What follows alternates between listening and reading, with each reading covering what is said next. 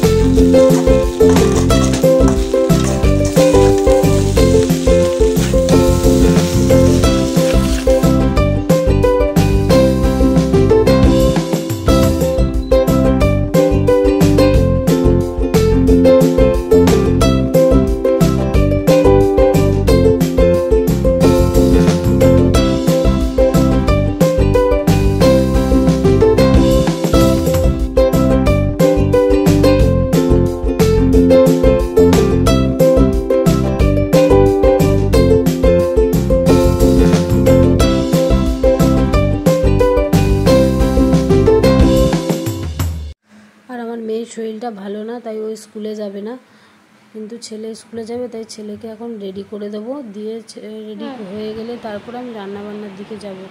তো আমার ছেলেকে কিন্তু এখনও সব ড্রেস পরানো থেকে শুরু করে সব কাজ করে দিতে হয়।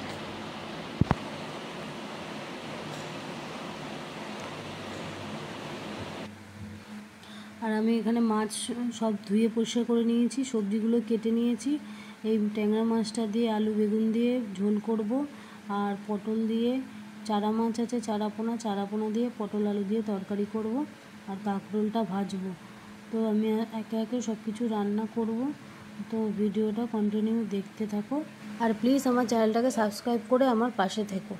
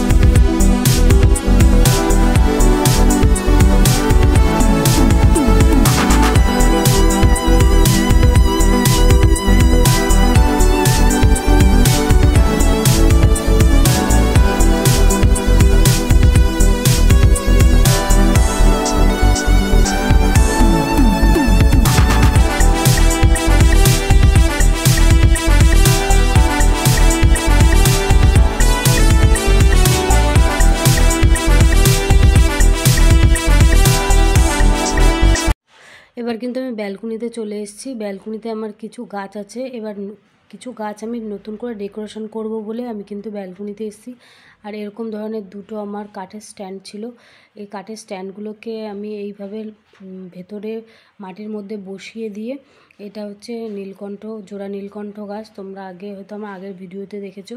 এই নীলকণ্ঠ গাছের দানাগুলো আমি বসিয়েছিলাম, কত সুন্দর গাছগুলো হয়েছে। এই স্ট্যান্ডের মধ্যে এই গাছগুলোকে পেঁচিয়ে দেবো, দিয়ে গাছগুলোকে ডেকোরেশন করব। আর যখন এগুলো ফুল হবে তখন কিন্তু খুব সুন্দর দেখতে লাগবে। তো তার জন্য আমি এরকমভাবে একটু আইডিয়া বার করে এই নীলকণ্ঠ গাছগুলো একটু ডেকোরেশন করলাম। তোমরা অবশ্যই আমাকে কমেন্ট করে জানিও যে এরকম ডেকোরেশনের আইডিয়া তোমাদের কেমন লাগছে। আর যদি ভালো লাগে অবশ্যই একটু লাইক করে সাবস্ক্রাইব করে দিও।